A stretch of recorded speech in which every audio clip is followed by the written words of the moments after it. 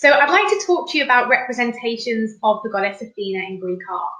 This is one of a number of synoptic exam questions that could come up in the 20 or 30 mark part of your Greek art exam. And like with the Trojan War video and the others that I will do for you, I will not be talking you through individual pieces of art. We've done that already. You can find any of the videos on the individual pieces. Now I want to think about how we talk about them collectively. So instead, I'll be grouping together pieces of artwork into issues that you could write a paragraph about in a particular essay. And I want to start with how successfully Greek artists managed to make Athena recognizable in art. And they do this by using certain attributes that we would associate with her. And if we see a figure with them, we are therefore able to quickly say that's Athena. And in the images here, you can see that she wears a helmet, she has a spear in her hand, or once did, or a shield. So she's easily recognizable as the goddess of war.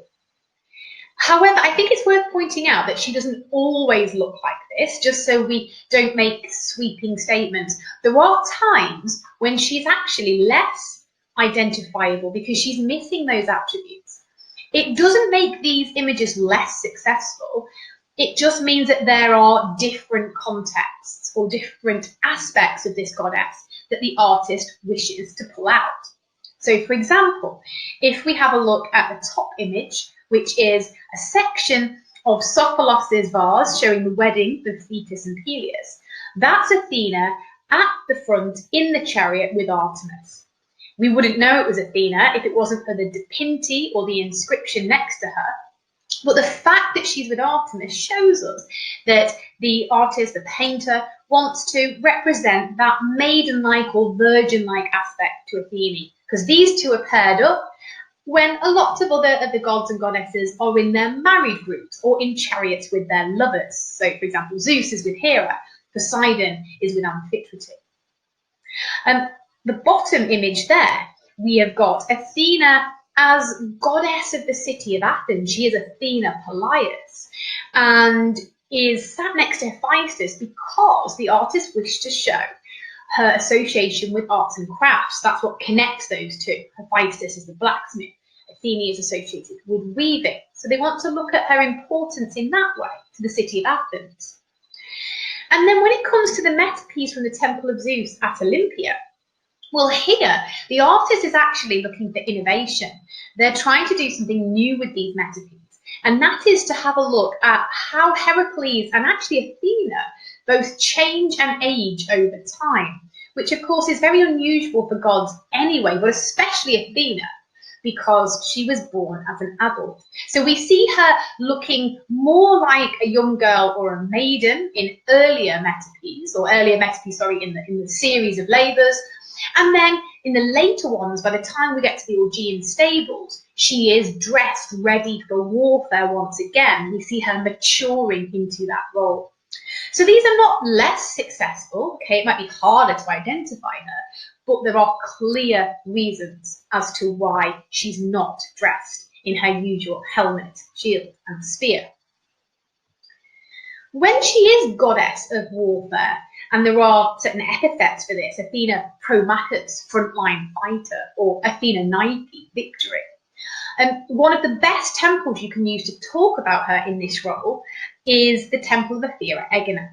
And the image behind me at the moment from the west pediment, it might look at first like it's a rather static Athena. She's not really doing much, and we know this is an archaic pediment, so part of it could be down to that. But if we think for a moment about the type of warfare that Athena is associated with, this might make more sense. So whereas Ares is associated with the bloodshed, the physical fighting, the brutality of warfare, Athena is more about the mind, the strategy, the divine inspiration. And therefore her standing at the apex, seemingly uninvolved in the scene, could be more about that symbolic inspiration that she is providing to the Greeks. So it's a good example for talking about the particular aspect of warfare that artists have wanted to pull out when showing Athena in contrast to Ares.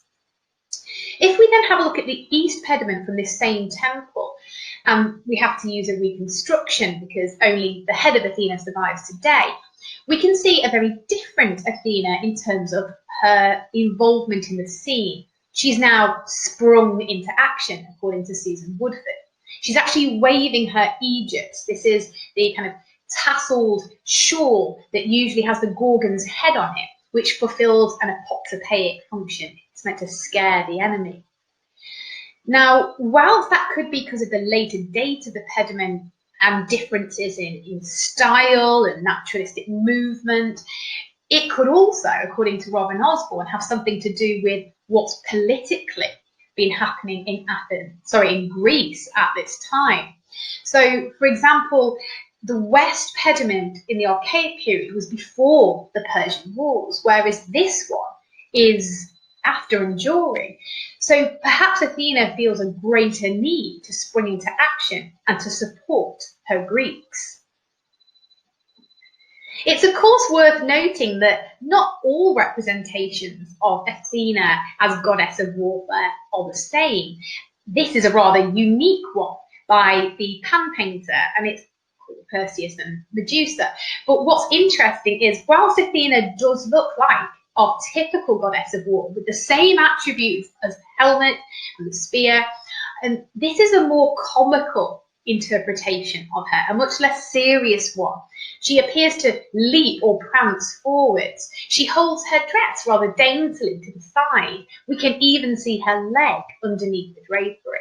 So there are alternative approaches, but it is worth noting that this is one painter's interpretation. It's rather unique and down to the quirky style of that particular artist. She can also be represented in art as the patron goddess of heroes. And in the images we're looking at here, she is a patron goddess to Perseus, Heracles, and then Achilles too. And just like she is with her role as the goddess of war, there are different ways in which she seems to support those heroes. Some of them are more active in her help, for example, helping Heracles hold up the sky while Atlas fetches the apples of Hesperides. Other times we get the impression that she is divinely inspiring or simply supporting with the Augean stables, for example, or as an onlooker behind Achilles and the Berlin painter's vase at the bottom. But one way in which Athena is used in art, or a particular way, is therefore to characterize others, in this case as heroes that are worthy of the god's attention. As well as being patron goddess to heroes, she's also patron goddess of the city of Athens, and this is also celebrated within Greek art. Again, this means that we're looking at different aspects of Athena. Athena Polias of the city, Athena Parthenos, the maiden, as she is worshipped in the Parthenon. So try, where possible in your essays, to remember she's not just goddess of war, Primakos, the frontline fighter, and to look at these different roles that Athena plays and how they are each represented in art. So what you're looking at here are examples of artwork from the Parthenon. Two reconstructions of the pediments, because of course the apex where Athena was originally is no longer there. So we have to talk about the reconstructions only. And then we do have the original frieze there at the bottom. And the different aspects that the Athenians wish to pick out, as I previously mentioned, are those that link to what she's done for their city, the reciprocity element of Greek religion. So the fact that she gave Athens its name, looking at the contest against Poseidon there at the top, and the fact that she gave them the olive tree, which sustains life. We also get the fact that her birthday is an important celebration. It's the Panathenaic festival that the Athenians celebrate each year. On the east pediment, there is represented her birth. And of course, we previously mentioned that on the frieze, she's shown as the maiden, but also the goddess of crafts, of weaving, and the importance of that aspect to the women of Athens too. Now, in terms of possible scholarship to connect to all of this, well, you're spoilt for choice. There's lots, really. We previously mentioned Susan Woodford about her springing into action on the east pediment of the Temple of Athena Egina, and how Robin Osborne nicely then backs that up by giving you the political explanation and the link to the Persian Wars.